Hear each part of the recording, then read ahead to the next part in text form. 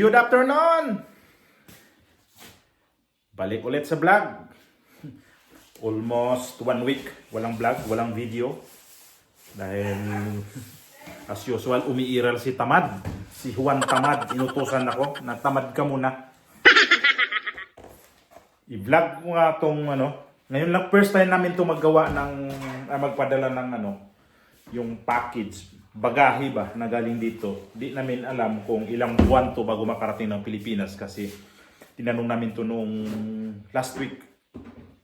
Last week kasi nandun kami sa sa Sevilla capital. Kinuha nga namin tong karton na to. So yung karton namin kinuha namin noong nakaraang linggo.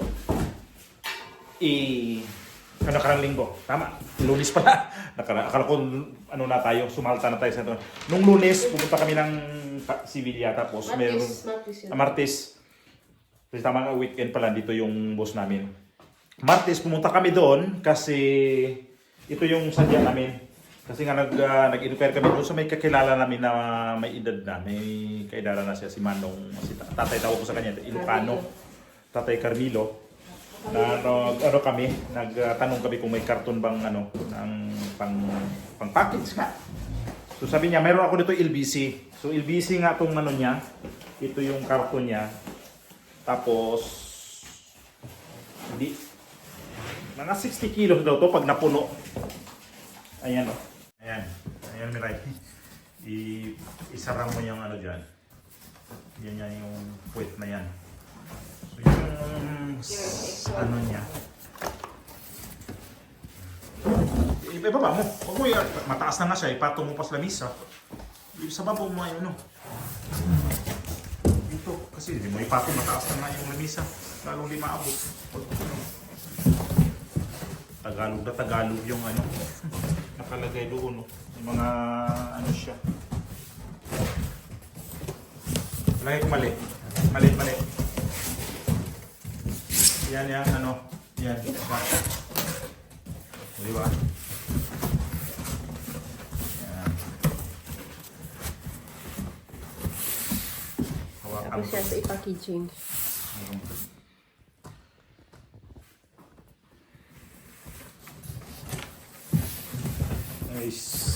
Silyo natin doon sa baba kasi balik rin naman po pagka na.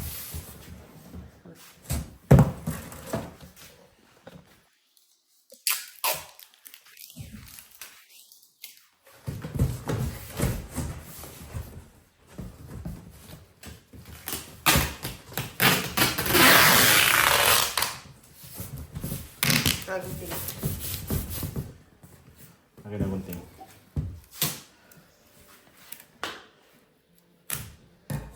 Meron kasi kami mga gamit na gusto namin dalhin sa atin. Kaya lang di namin alam kung paano magpadala. Noon pa kami dapat magpadala, kaya lang namin alam kung anong kumpanya pwedeng mag-pick up, anong pwedeng namin. Kasi dati nga nalala ko yung trabaho ko dati, yung forwarding. Mayroon silang talaga agent ba?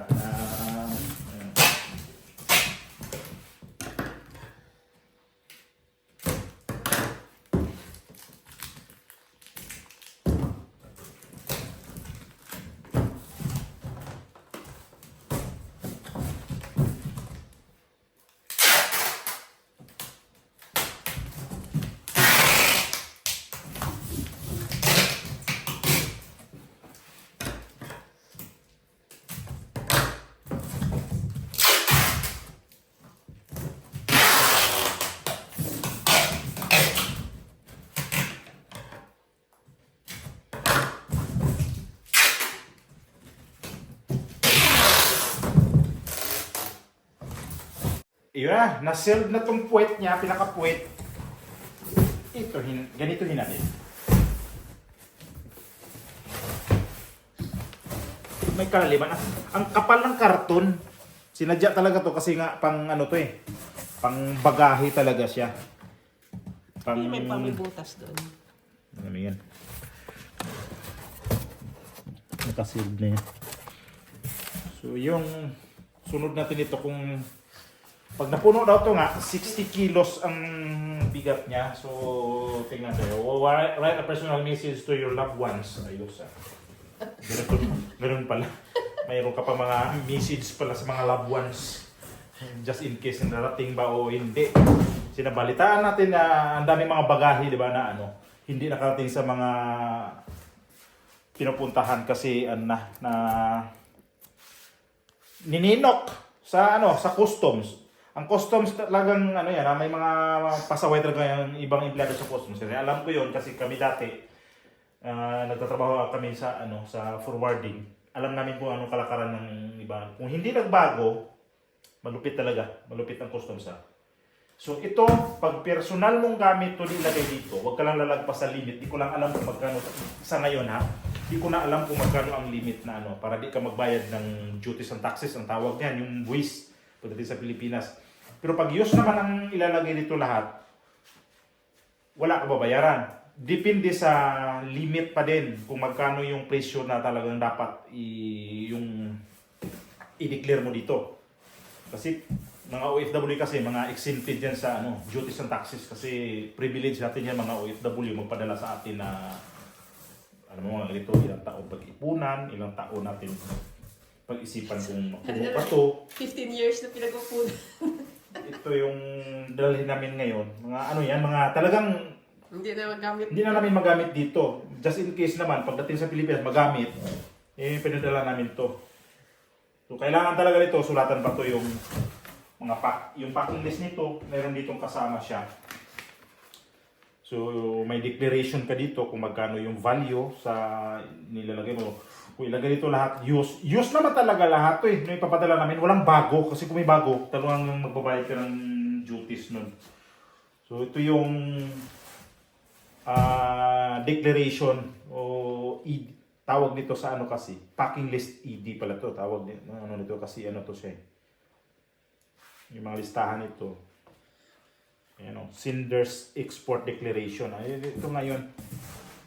Ito na rin nakalagay yung mga ipapadala mo kasi ito yung i-check sa pagdating sa customs. So di namin alam kung ilang buwan ito bago makarating ng Pilipinas kasi sabi 2 buwan o mahigit.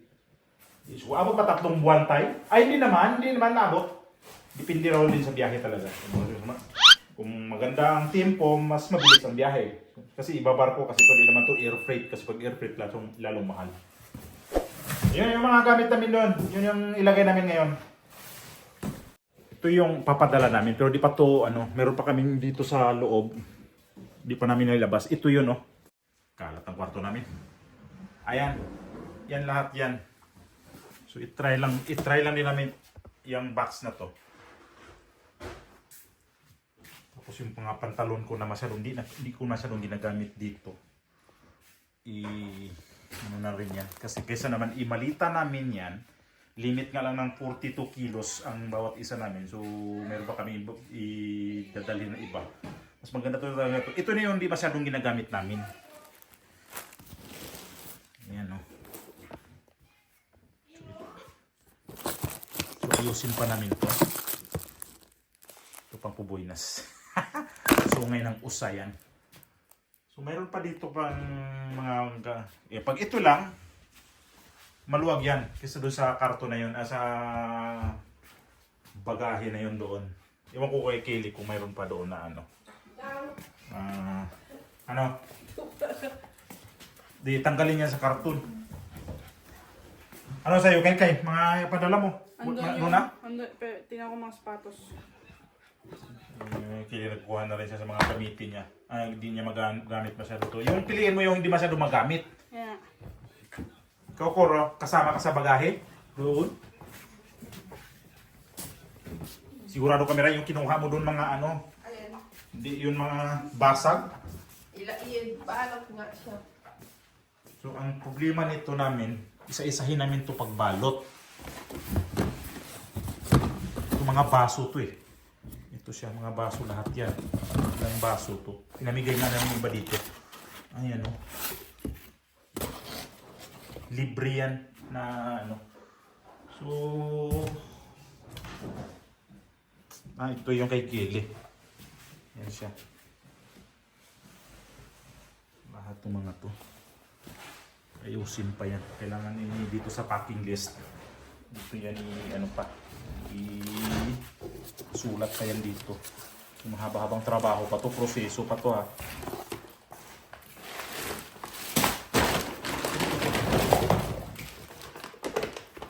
Meron din kong sapatos doon na hindi ko nagamit masyado yun eh. Padala ko na rin dito kung magkasya pa kaya.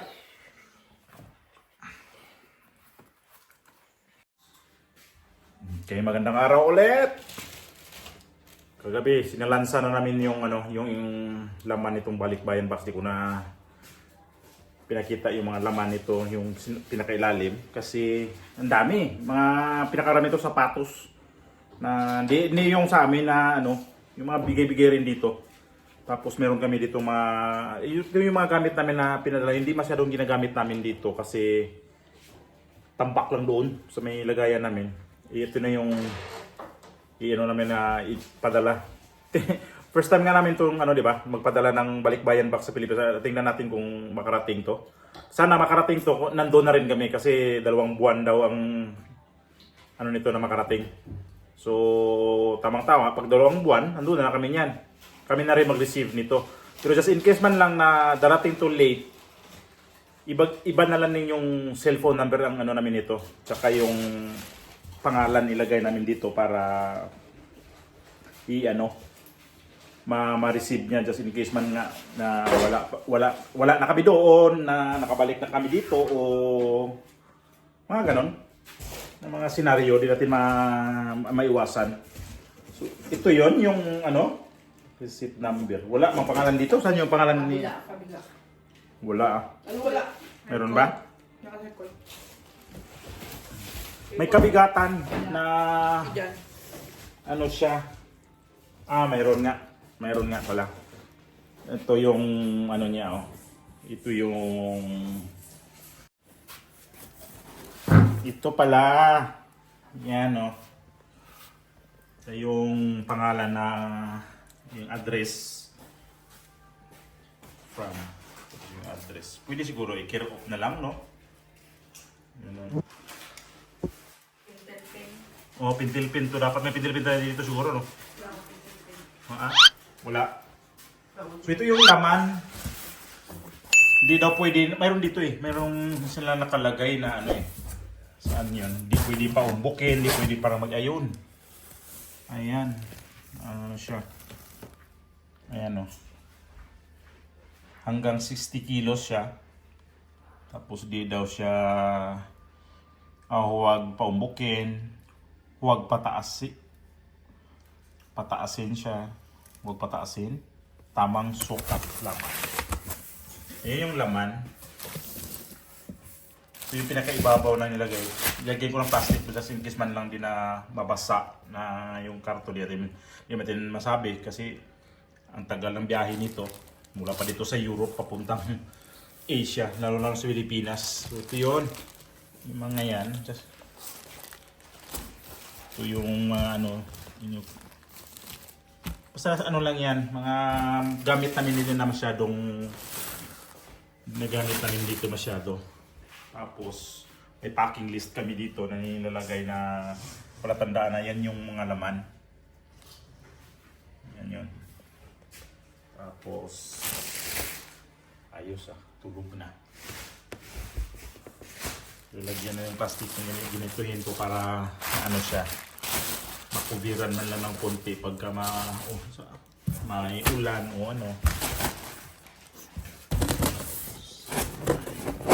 Ayan, ganyan niya. Ito yung dapat ang ilalim.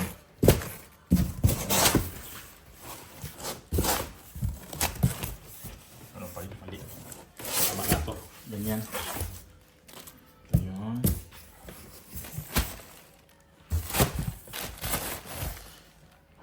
Meron pa kaming ilalagay. Meron pa kaming packing list na dito isusulat.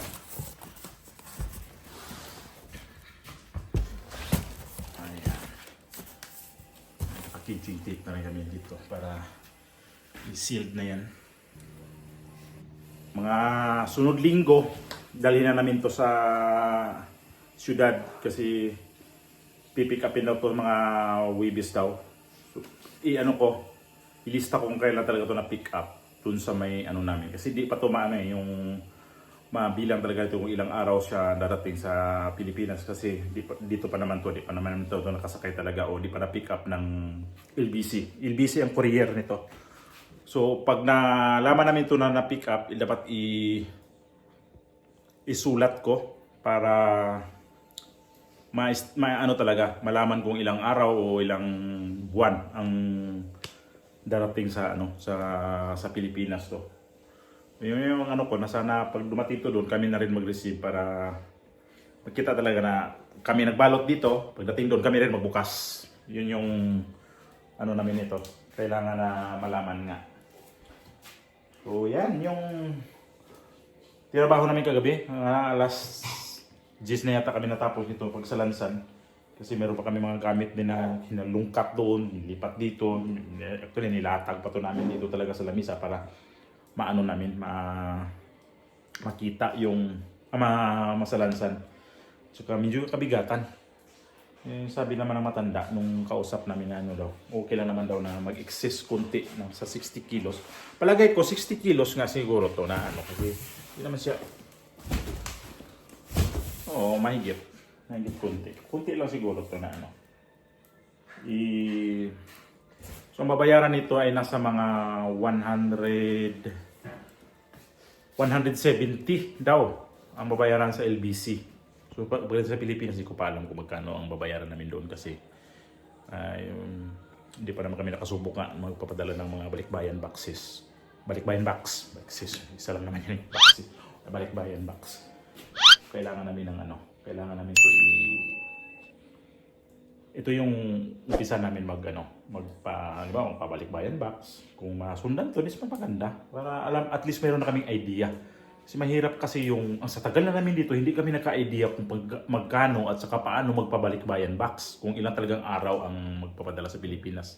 Kasi iba rin yung transit ng pagpapadala ng halimbawa Visayas at saka Mindanao. Mas mahaba daw ang tiempo. So, yun, matingnan namin to kung ano talaga. At least, nagawan ko to ng video para, halimbawa, itong video na to, dito ko magkuha ng base kung kailan talaga to na-impake.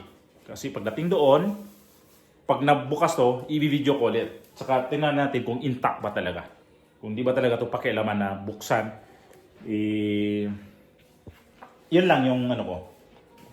At least yung mga gamit na to, kung di man to makarating, ay bahala na. Wala naman to dito mga chocolate.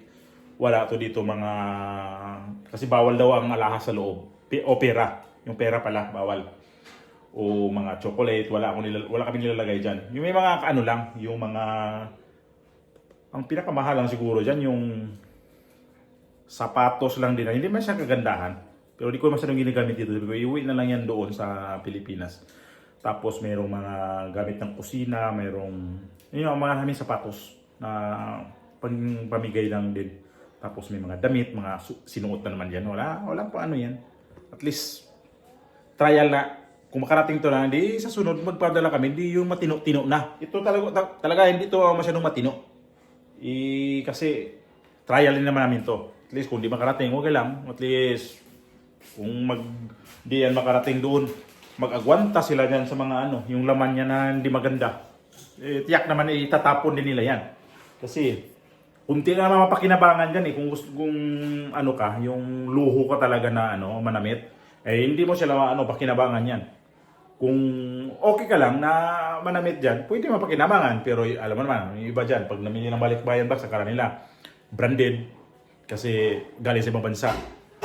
Mali kayo dyan. Hindi nyo yan na sobrang branded ang laman yan. Wala. Ito yung trial shipment namin. Masubukan nga. Sa mga ganito, medyo may kunting idea na ko nito na medyo matagal darating kasi gawa ng medyo kalayuan dito, Europe to Asia. May kalayuan yan pag by sea. Pagdala.